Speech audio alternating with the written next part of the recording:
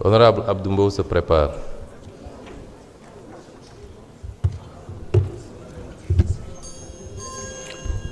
Assalamu alaikum wa rahmatullah. Monsieur le Président, Messieurs les ministres, chers collègues, je voudrais d'abord saluer la pertinence de ce projet de loi.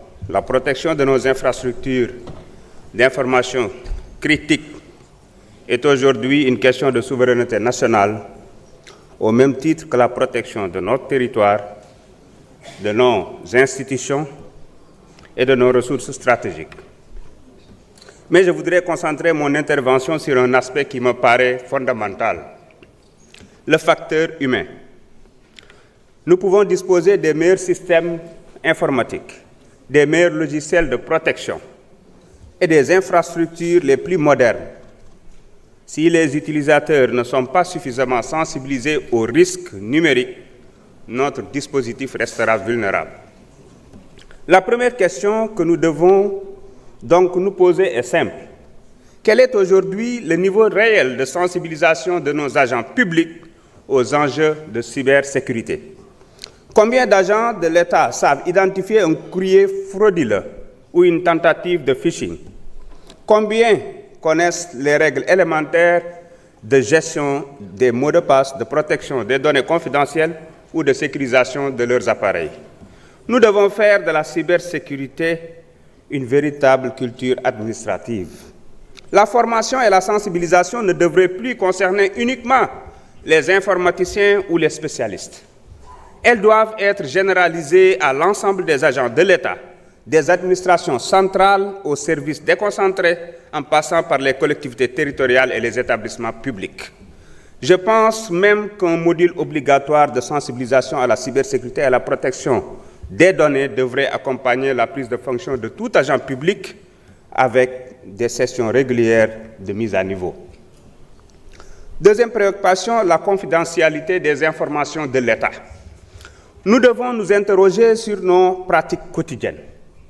Des documents administratifs parfois sensibles circulent encore à travers des adresses électroniques personnelles, des messageries instantanées ou des plateformes qui ne sont pas nécessairement maîtrisées par l'État. Cette pratique doit progressivement être bannie. Tout agent de l'État devrait disposer d'une adresse électronique professionnelle sécurisée et les documents sensibles de l'administration devraient exclusivement circuler à travers des canaux institutionnels sécurisés et contrôlés. Il faut également renforcer la sécurité des téléphones portables et des ordinateurs professionnels.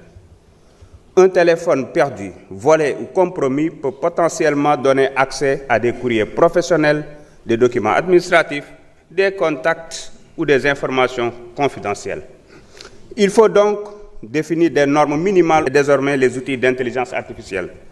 Ils sont donc exposés très jeunes aux risques du numérique, cyberharcèlement, escroquerie, usurpation d'identité, contenu inapproprié, manipulation, désinformation, atteinte à la vie privée ou exploitation de leurs données personnelles.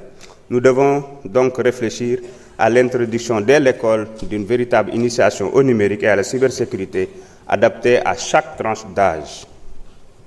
Monsieur le ministre, protéger nos infrastructures numériques est indispensable. Protéger les futurs citoyens qui l'utilisent tout autant. Monsieur le ministre, j'aurais deux questions. Premièrement, le gouvernement envisage-t-il de mettre en place un programme national obligatoire de formation et de sensibilisation à la cybersécurité pour l'ensemble des agents publics, accompagné de référentiels imposant notamment les messageries professionnelles sécurisées et des normes de protection des appareils utilisés dans le cadre professionnel? Deuxièmement, en collaboration avec le ministre chargé de l'Éducation nationale, envisagez-vous d'intégrer progressivement dans les programmes scolaires une initiation numérique à la cybersécurité et à la protection des données personnelles dès le plus jeune âge, afin de mieux protéger nos enfants et de former une génération de citoyens numériquement responsables? Parce qu'en définitive, merci. La parole est à Abdoumbo. Omar Diop se prépare.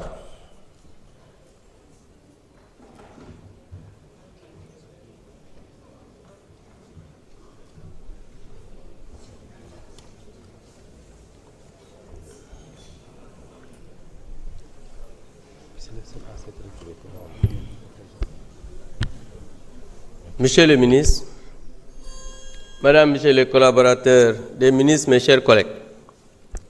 Monsieur le ministre, ce projet de loi est un projet de loi très important.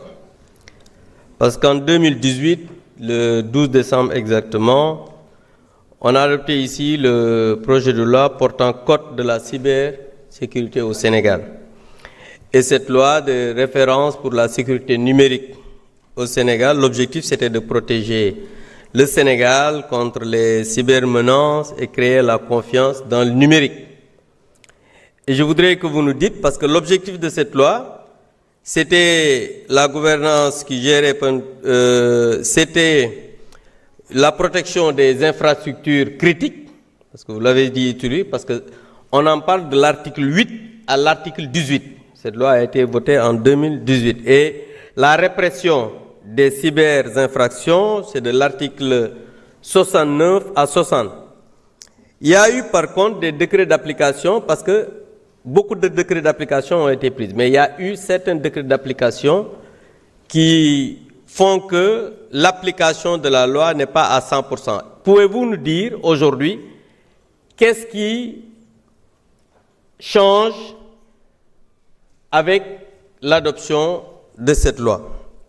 Parce que je considère que la preuve de l'enquête numérique est très importante. Je ne vois pas la prise en charge dans cette loi, alors que dans cette loi de 2018, et je pense que si on a la comparaison, pas la comparaison, mais pour nous dire ce qui vient s'ajouter à cette loi pour que nos données puissent être quand même sécurisées. Parce qu'il faut le dire, le Sénégal a des problèmes dans ce sens, parce que dernièrement, la douane a été attaquée, la DAF, partout. Aujourd'hui, on a besoin, quoi qu'on puisse dire, parce que tout à l'heure, mon collègue parlait de crise. Effectivement, il y a une crise dans ce pays. Parce que quand des anciens premiers ministres se permettent d'utiliser des fonds destinés à la Casamance pour des raisons politiques, ce pays est en danger. Parce que restez dans le thème. Guy Marius Sagna est un autre député. Il a parlé ici, attaqué le président. Restez dans le thème. Guy Marius Sagna n'est pas un député hors pair. Il est sorti du sujet, vous ne l'avez rien dit. Donc je dis bien que dans ce pays, il faudrait qu'on comprenne que nous avons un pays en danger. Restez dans le thème. Parce que, comme je vous l'ai dit, vous quittez le pupitre. Restez dans le thème ou vous quittez le pupitre. Je dis, je ne souhaiterais pas que vous le quittiez de la même manière que la